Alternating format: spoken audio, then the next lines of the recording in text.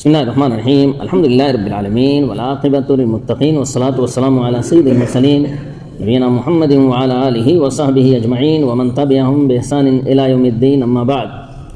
محترم سامعین کرام، آج کا جو خطبہ ہوا ہے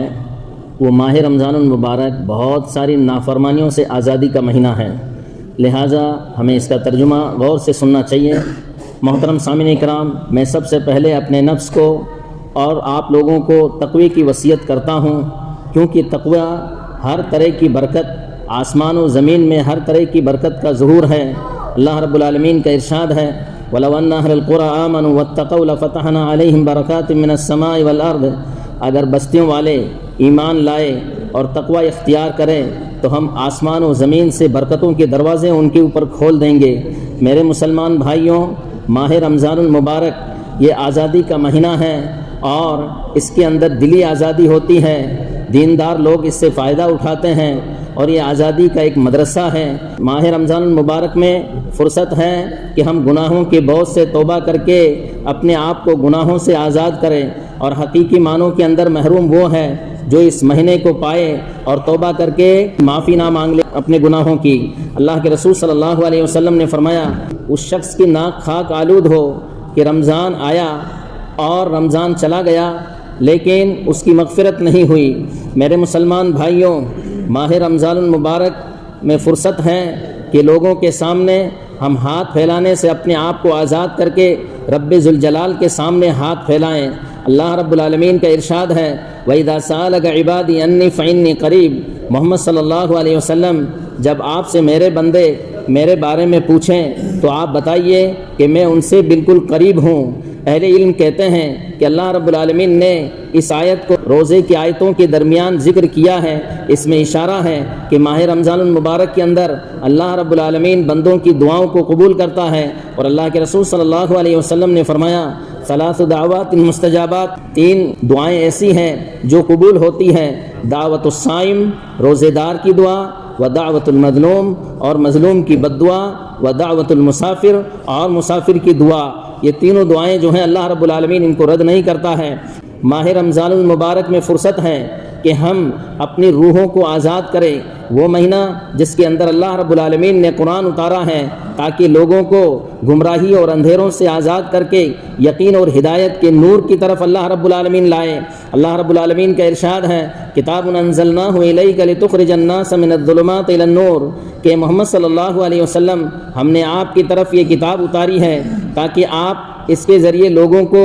گمراہی اور تاریکی سے نکال کر کے ہدایت کے نور کی طرف لائیں۔ میرے مسلمان بھائیوں، ماہ رمضان المبارک میں فرصت ہے کہ ہم نفس کو ریاکاری کی بیڑیوں سے آزاد کر کے اخلاص اور اللہ کے مراقبے کی کھلی فضا میں رکھیں۔ اللہ رب العالمین نے فرمایا، حدیث قدسی کے اندر ہے، إِلَّا الصَّوْمَ فَإِنَّهُ لِي وَأَنَا أَجْزِي بِهِ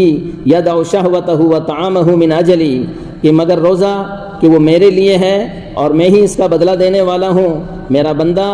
میری بنا پر شہوت اور کھانا چھوڑتا ہے۔ میرے مسلمان بھائیوں، ماہ رمضان المبارک میں فرصت ہے کہ ہم نفس امارہ کو شر کے قید سے آزاد کریں۔ اللہ رب العالمین کا ارشاد ہے، فَلَقْتَحَمَ الْعَقَبَةَ، دشوار گزار گھاٹی سے نہیں گزرا۔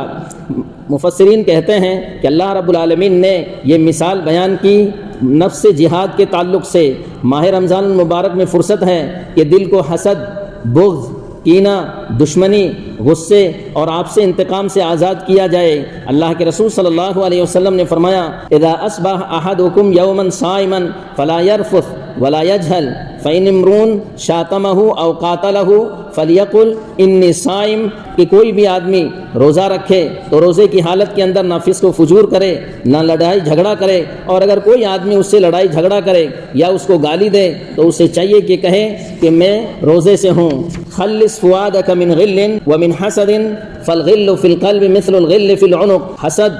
بغض اور کینے سے اپنے دل کو صاف کرو، کیونکہ دلوں کے اندر بغض ایسے ہی ہے جس طریقے سے گردنوں کے اندر توق رہتے ہیں۔ ماہ رمضان المبارک میں فرصت ہے کہ ہم نافرمانی کی ذلت سے آزاد ہو کر کے تقوی کی عزت کی طرف لوٹیں۔ اللہ رب العالمین کا ارشاد ہے، کتب علیکم الصیام کما کتب علی الذین من قبلکم لعلکم تتقون، تمہارے اوپر روزے فرض کیے گئے ہیں اس طریقے سے تم سے پہلے لوگوں کے اوپر روزے فرض کیے گئے تھے تاکہ تم متقی اور پرہیزگار بن جاؤ۔ بعض سلف صالحین کہا کرتے تھے ما اخرج اللہ عبدا من کل المعاصی الى عز التقوی الا اغناہ بلا مال،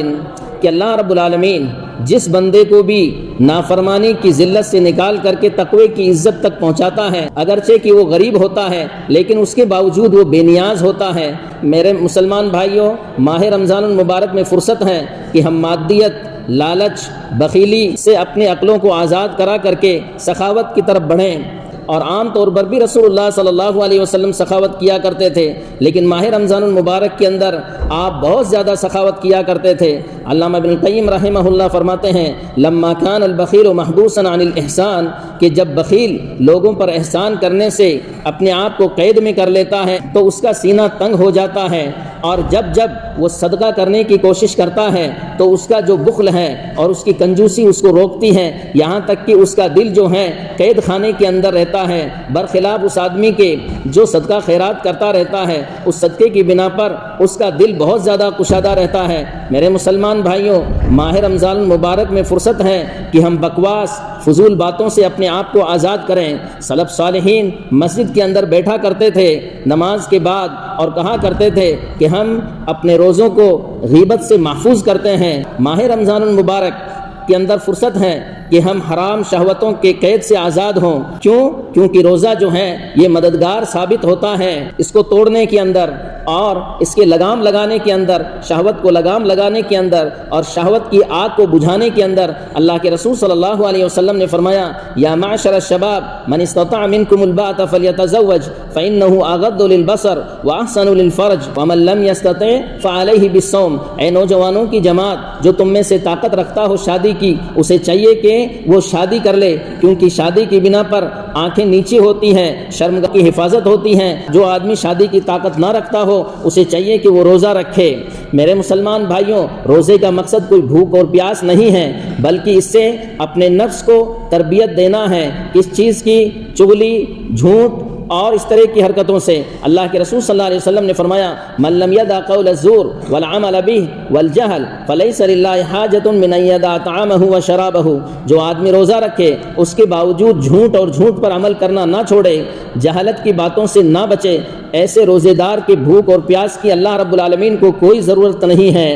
میرے مسلمان بھائیوں، عام طور پر مسلمانوں کی جو فتوحات ہوئی ہیں وہ ماہ رمضان المبارک کے اندر ہی ہوئی ہیں، کیونکہ اس میں نفس کا جہاد ہوتا ہے اور ساتھ ہی ساتھ نفس کو جو ہے قید کیا جاتا ہے۔ علامہ ابن رجب رحمہ اللہ فرماتے ہیں وَعَلَمْ أَنَّ الْمُؤْمِنَ يَجْتَمِعُ لَهُ فِي شَهْرِ رمضان جہادان، یہ بات اچھی طرح سمجھ لو کہ مومن کے لیے ماہ رمضان المبارک کے اندر دو جہاد جمع ہو جاتے ہیں۔ سب سے پہلا کہ دن میں جہاد کرنا روزہ رکھے، اور رات میں جہاد کرنا قیام اللیل کے ذریعے۔ میرے مسلمان بھائیوں، ہمارے لیے فرصت ہے ماہ رمضان المبارک کہ ہم اپنے آپ کو شیطانی وسوسوں سے آزاد کریں۔ اللہ کے رسول صلی اللہ علیہ وسلم نے فرمایا ان الشیطان یجری من ابن آدم مجری الدم، کہ انسان کے اندر شیطان ایسے ہی دوڑتا ہے جس طریقے سے خون دوڑتا ہے۔ جو آدمی اپنے آپ کو ان گناہوں سے اور نافرمانیوں سے آزاد کرا دے، امید ہے کہ وہ سب سے بڑی آگ سے بھی جو ہے اپنے آپ کو آزاد کرا دے اور سب سے بڑی کامیابی کے اندر وہ داخل ہو جائے۔ اور یہی ماہ رمضان المبارک ہے کہ ایک آواز دینے والا آواز دیتا ہے یا باغی الخیر اقبل و یا باغی الشر اقصر، اے بھلائی کے کرنے والے آگے بڑھ، اے برائی کے کرنے والے پیچھے ہٹ۔ اور اسی رمضان کے اندر بہت سارے لوگوں کو اللہ رب العالمین جہنم سے آزاد کرتا ہے۔ سال بھر میں ایک مرتبہ فرصت ملتی ہے اس میں کہ آپ اپنی روح کو ہمیشگی کی سعادت مندی کی طرف آزاد کریں۔ اللہ کے رسول صلی اللہ علیہ وسلم نے فرمایا اذا دخل رمضان فتحت ابواب الجنہ وغلقت ابواب جہنم وسلسلت الشیاطین، ماہ رمضان المبارک جب داخل ہوتا ہے تو جنت کے دروازے کھول دیے جاتے ہیں، جہنم کے دروازے بند کر دیے جاتے ہیں اور شیاطین کو قید کر دیا جاتا ہے۔ میرے مسلمان بھائیوں، ان اوقات کو غنیمت سمجھو، اس بھلائی کے موسم کو غنیمت سمجھو، نافرمانی کے قید خانے سے اپنے آپ کو آزاد کراؤ، اور یاد رکھو شبہات اور شہوت کی طرف بلانے والے لوگوں سے ڈرتے رہو۔